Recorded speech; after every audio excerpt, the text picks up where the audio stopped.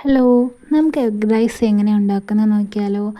അതിനാവശ്യമായ ഉള്ളി, വെളുത്തുള്ളി, പച്ചമുളക്, കറിവേപ്പില, ഇഞ്ചി. ചട്ടി അടുപ്പത്തേക്ക് വെച്ചിട്ട് അതൊന്ന് ചൂടായി വരുമ്പോഴത്തേക്കും വെളിച്ചെണ്ണ ഒഴിച്ച് കൊടുക്കാം.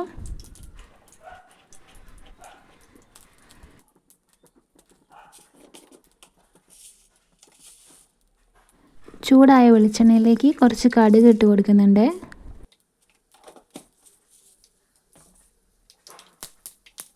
കടുക് ഒന്ന് പൊട്ടി വരുമ്പോഴത്തേക്കും അതിലേക്ക് വെളുത്തുള്ളി, ഇഞ്ചി, പച്ചമുളക്, കറിവേപ്പില ആദ്യം ഒന്ന് മിക്സ് ചെയ്യുന്നുണ്ട്. എല്ലാം കൂടി ഇട്ടിട്ട്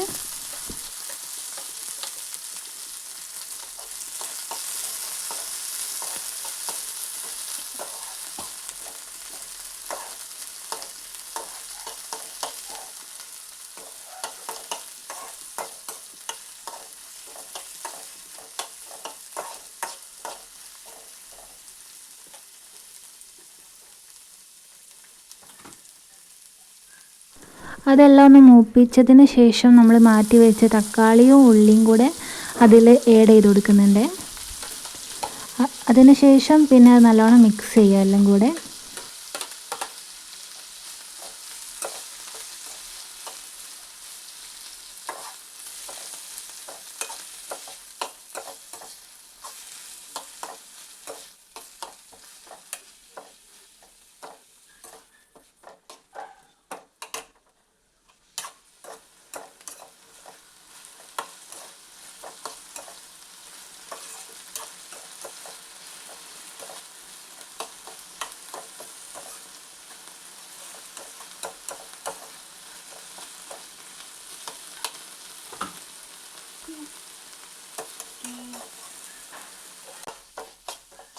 എല്ലാം കൂടി നന്നായി വഴറ്റിയതിന് ശേഷം നല്ല വെന്ത് വന്നിട്ടുണ്ട്.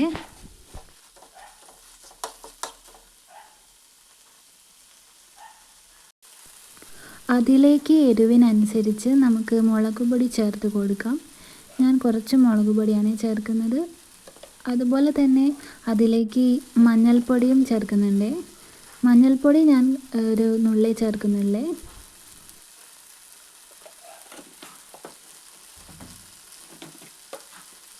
അതുപോലെ തന്നെ ഉപ്പുപൊടി ചേർക്കുന്നുണ്ട്. അതും നമ്മുടെ പാകത്തിനനുസരിച്ച് ചേർത്താൽ മതി. എല്ലാം കൂടി എന്നിട്ട് നല്ലോണം മിക്സ് ചെയ്യുക.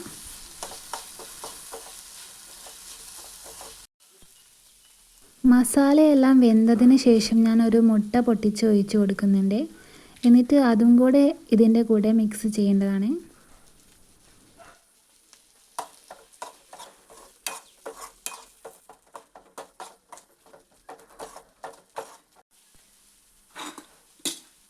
അതൊക്കെ ഒന്ന് റെഡിയായി വരുമ്പോഴത്തേക്കും നമ്മുടെ ചോറ് ഇട്ട് കൊടുക്കാം.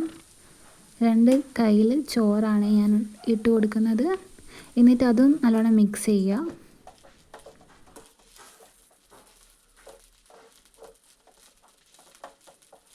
ഇത് നമുക്ക് വളരെ ഈസി ആയിട്ട് ഉണ്ടാക്കാൻ പറ്റുന്ന എഗ് റൈസ് ആണ്. വളരെ ടേസ്റ്റിയുമാണ്.